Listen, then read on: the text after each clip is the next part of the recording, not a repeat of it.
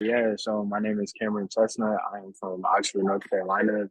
I currently work in Charlotte as a teacher and coach. Specifically, I'm a special education teacher, and I coach football and track in my school.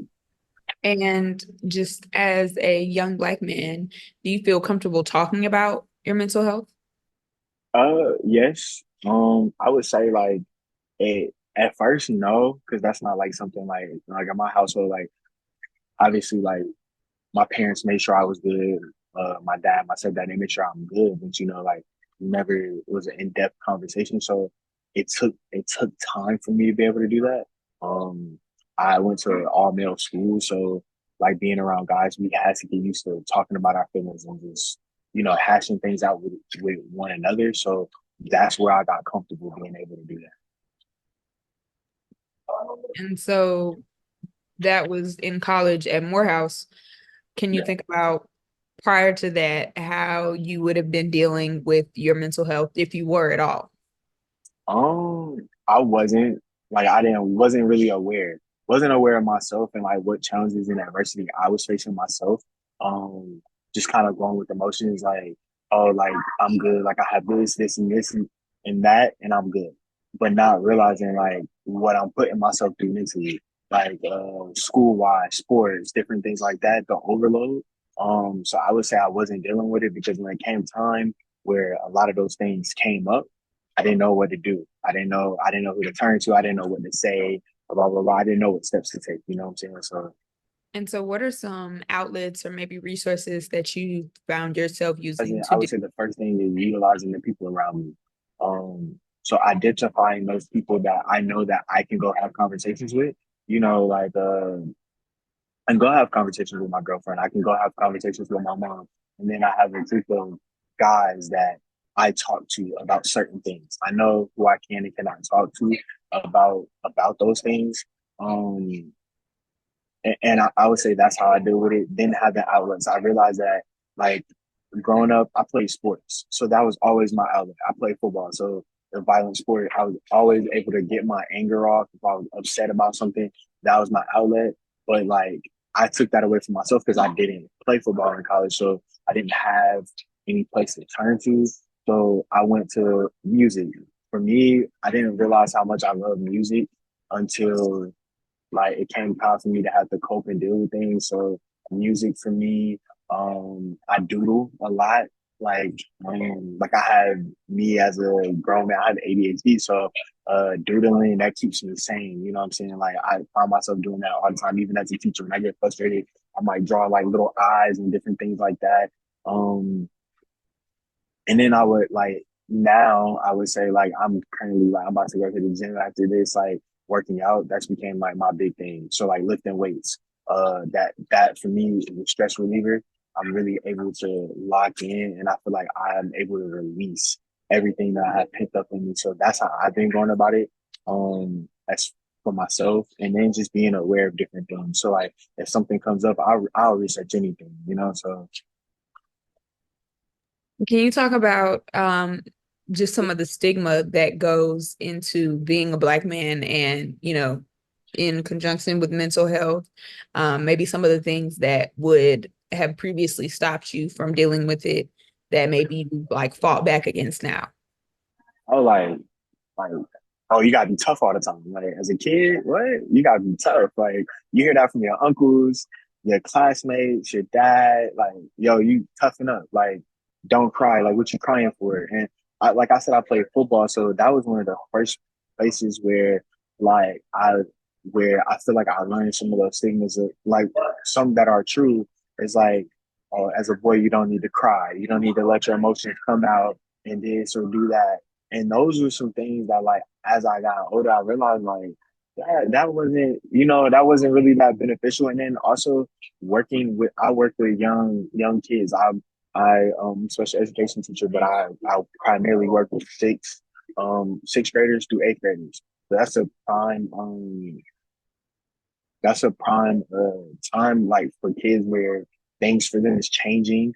Um, and I would say with young boys is the fact that like you're taught from a young age to have to be the man of the house, but it's also like you have to being a man also encompasses the fact that you understand yourself and you have a good well-being. Because like if you're taught, oh, you gotta take care of everybody else, you gotta learn how to take care of yourself first. So I think that that's the big thing. You know what I'm saying? And so kind of just speak a little bit more about being a teacher. For one, I personally didn't grow up having, I don't think in at least until I got to high school, I don't think I had any male teachers. And throughout my entire like education, I haven't had any black male teachers. I'll say I'm gonna first say it's fun. Like there's been times where I fought against it. Like I want to go do something else, blah blah blah. But it's fun when you really break it down and you start seeing kids who are similar to you. Like I see kids every day that are very similar to me. Like this is one kid. Like I just tell a quick story. Like he always comes and stands at my door, right? Like the kids are like, y'all look alike, like you could be his big brother or something. And that's me as like a teacher, like especially with middle school kids, I'm not that much older than them. You know what I'm saying? So the with kids, you have to be able to relate to them, but you also have to break down certain barriers. So I'm a little radical at my school. I'm the youngest teacher at my school, me and another person. And something that I do to connect with the kids is like, hey, like I don't want to come here and be your parent. I want to be somebody that you can look up to where when if you come back here or if you think about things, you might think about it from the perspective of like, oh, what will Chestnut do? What will Mr. Chestnut do? Like what's he got going on? Like that look cool. So I think like I didn't have that many black male teachers or professors until I got to college, and seeing the importance of that, like you have to really, really be a role model because everything that we went through, somebody that's coming after us is going to go through those things, and if we're not there to break down some of those barriers and to just to get in the way of some of those roadblocks, then it can be really, really, really hard. You know what I'm saying? So one of my biggest things is like I present myself with a smile every day. I go into school, whether I'm having a stressful day, whether I'm mad about something, I go smile because I want the kids to smile too and feel good about themselves. You know what I'm saying? I think that's the biggest thing is like you don't oftentimes see like especially black men, you don't see us portrayed as being happy or being joyous all the time. And joy is everything, you know what I'm saying? So if I'm not spreading that, then what am I really doing? You know what I'm saying? And so like when I see the kids come in and they got their hoodies on and they blah blah blah, like I might go like bump into them or do something like that because it's like, yo, like liven up, yo, like we you can't go through life angry, and I don't want you to go through life angry because like coming where I come from, I know what being angry, I know where that can take you, I know where that can lead you. So I think those are the things is like also realizing I'm more than just a teacher. I'm a mentor, I'm a coach, I'm a guidance counselor, I'm everything for y'all because it's particularly like I work in the inner city of Charlotte. So the kids that I work with every day, they don't have much. They don't come from much. You know what I'm saying? Like I'm probably the teachers they see at their school is probably the most success that they've seen throughout their life.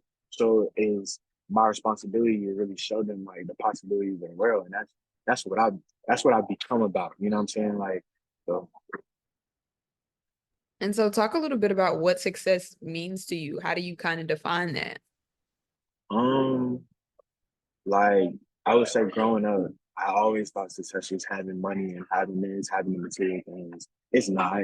I feel like success is being passionate about what you do and wanting to do that for the rest of your life. I feel like that's the first component of success. The other part about it is bringing people along with you, and that doesn't mean like oh I'm the way it is like back home where we from is like oh, if I got money you got money. Now it's like if I got knowledge you got knowledge. You know what I'm saying? So that's what success looks like to me is being able to uplift my community and you know what I'm saying like as I climb we all gonna climb and we all gonna get where we gotta go. You know what I'm saying? That's what success looks like for me. And then just being happy every day, going in, being happy, being passionate about what you do and impacting others. If you're not impacting somebody along the way, like what are you doing? Like that's the way I look at it. Is like, you know, so And so how can you see success playing a role in mental health? A big role. Like I said, like the first component that we think about success is money, right? So like you can you get caught up in that, especially as young black males. You know, like especially like like when you're like 18, I would even say 17 to like 24, 25.